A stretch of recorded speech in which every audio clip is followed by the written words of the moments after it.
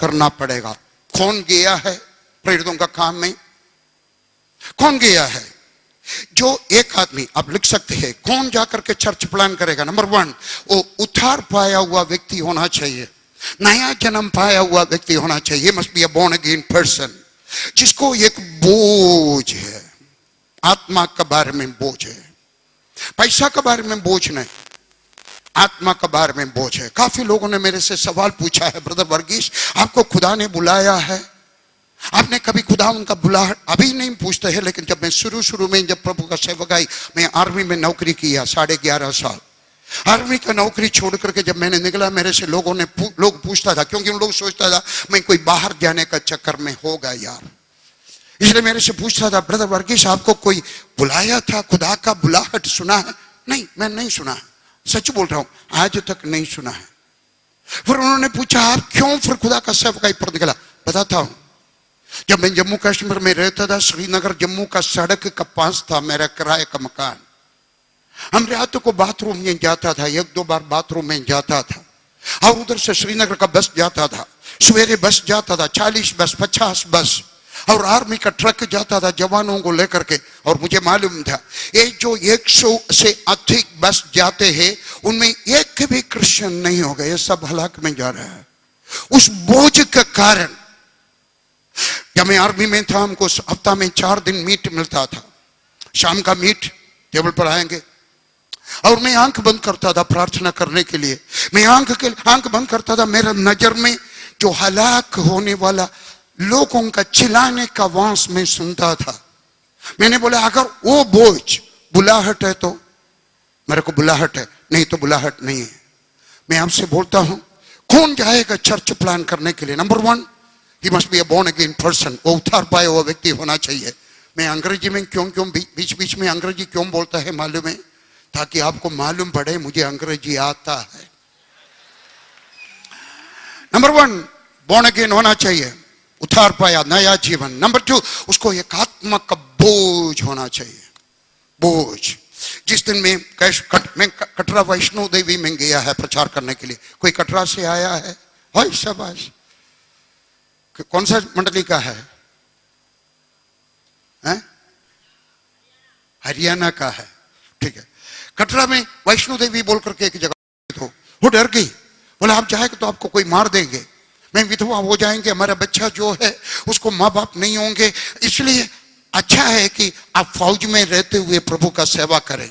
मैं टीचर हूं, मैं स्कूल में मेरा बच्चों को यीशु मसीह के बारे में बता सकते हैं। मैंने बोला लेकिन वो लोग जो पहाड़ में रहते हैं वो कब सुनेगा यीशु मसीह के बारे में? क्या वो एक बार कम से कम नहीं सुनना चाहिए? लिल्ली जाने दो मुझे। उसने बोला नहीं। मैंने उसका हाथ पकड़ लिया, उसका हाथ ऐसा दबाते हुए मैंने ऐसा सवाल बार बार उसको पूछा, लिल्ली एक बार क्या जो यीशु मसीह का जन्म होकर के 2000 साल हो गया, और कितने 1000 साल उन लोग इंतजार करें पहले एक बार सुनने के लिए कि यीशु मसीह दुनिया में आया है, क्या एक बार नहीं सुनना चाहिए? और रोने लगी। बोला they have a right to hear at least once that there was a Christmas. If you will go, I will go with you. उनको कम से कम एक बार सुनने के लिए हक है कि यीशु मसीह इस दुनिया में पापियों को उद्धार देने के लिए आया है, आप जाएगा तो मैं आपके साथ आएंगे। वो आग की तरफ देख करके हमने अपना जिंदगी को परमेश्वर का क्रूस का नीचे सौंप दिया और बोला खुदावंद जो यीशु मसीह के बारे में नहीं सुना है हम जाएंगे। जो जाने के लिए तैयार है खुदावंद उनको इस्तेमाल करता है। हालेलुया। सपोर्टर हो, सपोर्टर नहीं हो। हमें सपोर्टर नहीं था, हमें सपोर्टर नहीं था। जब हम कटरा में, अविश्वास नहीं करेंगे, मेरे पिताजी एक अमीर आदमी है, मेरा पिताजी को जानने वाला कोई होगा इधर, मेरे पिताजी एक अमीर आदमी है और हमारे पास काफी जमीन है, बैंक में पैसा है और मेरा भी खुद पैसा है और जमीन है। और खुदा ने बोला जाओ, हमने सब कुछ अलग अलग क्रिश्चियन सेवकाइयों को हमने बांटने के बाद, आप विश्वास नहीं करेगा, मेरे पत्नी को नहीं पता था, हम बस में चढ़ गए। मेरे पास किराया नहीं था, पिछली रात हमने सब कुछ दान दे दिया था, मेरे पास पैसा नहीं है, मैं बस में चढ़ गया। मेरे को मालूम नहीं मैं इतना बेवकूफी क्यों किया है। थोड़ी देर के बाद बस का कंडक्टर आकर के पूछेगा कहां जाना है, पैसा दे दो, मेरे पास किराया नहीं है देने के लिए। 10-15 बंडल ट्रैक्ट मैंने ऊपर डाल दिया बस का, हम दोनों बस में चढ़ गया। जब मैं चढ़ रहा था हमारे साथ एक हवलदार था, टीसी चाको, अभी हिमाचल प्रदेश पालमपुर में सेवकाई करते हैं। कोई जानते हैं? हिमाचल से आया पास्टर टीसी चाको, पालमपुर का? नहीं, माना हुआ पास्टर साहब है, उधर है, आप लोग जानते हैं, उनको पूछ सकते हैं। और उन्होंने मेरा पॉकेट में 70 रुपया डाला, नहीं तो मेरे पास किराए के लिए पैसा नहीं होते थे। खुदावंद ने मेरा इंतजाम, मेरा सपोर्टर नहीं था, लेकिन ऊपर एक आदमी था, यीशु मसीह। उसने किसी को बोला, उसने 70 रुपया मेरा पॉकेट में डाला। जब मैं कटरा वैष्णो देवी में पहुंचा, मेरे पास 42 रुपया था। 40 रुपया का हमने एक कमरा लिया 1 महीना के लिए। 2 रुपया में हमने 1 लीटर दूध लिया, मेरे पास पैसा नहीं था। उधर का सीमेंट का कमरा में मैंने नीचे लेट करके दुआ किया, खुदावंद तू खाना दिएगा तो हम यहाँ रहेंगे, नहीं तो हम मर जाएंगे। जम्मू कश्मीर का मिट्टी में हम खाद बन जाएंगे, लेकिन केरला में वापस नहीं जाएंगे। और हम मरा नहीं है। मालूम है क्या हो गया? बाद में बताता हूं। मेरा सपोर्टर नहीं था। हाँ, मेरा पास्टर साहब ने मेरे को 100 रुपया 10 महीना के लिए दिया, वो भी गरीब था, फिर भी उसने दिया। लेकिन उसने मेरे से वायदा नहीं किया था। उसने यह नहीं बोला था वर्गीस तुम जाओ, मैं कुछ ना कुछ मदद करेंगे, नहीं, बिल्कुल नहीं बोला।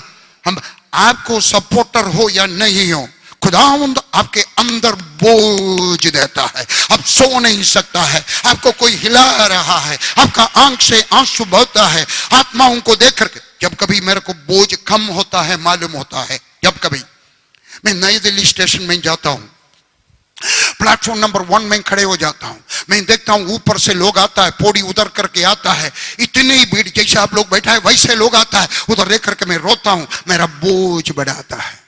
मैं खुदा से बोलता हूं thank you Lord, thank you Jesus, आपका धन्यवाद, आपने मेरा बोझ बढ़ाया। आपको बोझ है, सपोर्ट हो या नहीं हो, जाएं चर्च प्लान करें। कहां प्लान करें, कहां स्थापित करें जहां चर्च नहीं है। आप कहां बिंडी लगाता है? बिंडी का ऊपर बिंडी नहीं लगाते हैं, जहां बिंडी नहीं है वहां बिंडी लगाते हैं। जहां कहां जाकर के सेव लगाता है, जहां सेव नहीं है वहां सेव लगाता है। चर्च कहां स्थापित करता है? जहां चर्च नहीं है वहां चर्च स्थापित करो, चर्च स्थापित करो। हालेलुया। नंबर 1, एक चर्च प्लान करना चाहिए, कोई ना कोई चर्च प्लान करना चाहिए। हालेलुया। इसके बाद चर्च को मेंटेनेंस करना चाहिए, चर्च को चलाना अलग बात है। एक चर्च स्थापित, अब पौलुस को देखा तो चर्च प्लान किया, वो आगे बढ़ा। ज्यादा से ज्यादा उसने एक जगह पर 2 साल रहा, 18 महीना में वो चले जाता था, क्योंकि उसका काम था चर्च प्लान करना, उसका बुलाहट था। मेरा भी बुलाहट ही है, मेरा काम पास्टर का नहीं है, मेरा काम चर्च प्लान करना है। आपका बुलाहट आप समझना है। अगर चर्च प्लानिंग है, चर्च प्लान करो। चर्च मेंटेनेंस करना है, apostle, profit, evangelist, pastor, teachers, Sunday school teacher, youth teacher, Bible college teacher, कोई भी हो आप करो। फुल टाइम, थोड़ा जल्दी जा रहा हूं, फुल टाइम, पार्ट टाइम या टेंट मेकिंग, तीनों अलग अलग होता है। फुल टाइम पूरे टाइम पर, पार्ट टाइम अपना नौकरी के साथ। तीसरा, कोई तमिलनाडु में नहीं गया, आंध्र प्रदेश में नहीं गया, महाराष्ट्र में नहीं गया, क्यों नहीं गया है? कौन जाएगा? जिसका बोझ है वही जा सकता है। खुदावंद ढूंढ रहा है एक आदमी जाने के लिए। अब पौलुस का किताब पढ़े, प्रेरितों का काम पढ़े। 1 मैन प्लस गॉड, एक आदमी खुदा के साथ गया है। कितने राज्यों में उसने कलीसिया स्थापित किया है। खुदावंद आज भी ढूंढता है जो एक आदमी बोझ के साथ है, जाने के लिए तैयार है। अगर आप जाएगा तो मैं समझता हूं आपका स्टेट का परसेंटेज, क्रिश्चियन परसेंटेज 0.1% है, लेकिन आप जाएगा तो आप 101% को 0.2% कर सकता है, 0.3% कर सकता है, 0.4% कर सकता है, 0 आप कर सकता है।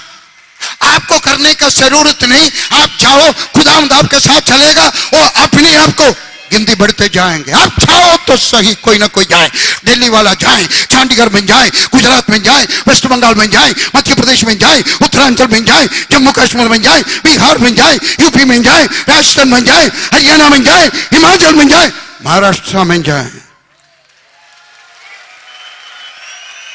लेकिन अफसोस की बात है ये, सब लोग जाना चाहते हैं अपना घर का पास ही। नागपुर वाला नागपुर में ही रहना चाहता है, बॉम्बे वाला बॉम्बे में ही रहना चाहता है, केरला वाला केरला के अंदर ही रहना चाहता है, चेन्नई वाला चेन्नई में रहना चाहता है। बहुत में बोलेगा खुदावंद ने हमको बोझ दिया है हमारा लोगों को। अरे चर्च प्लान करो where there is no church. लेकिन कौन जाएगा? पौलुस का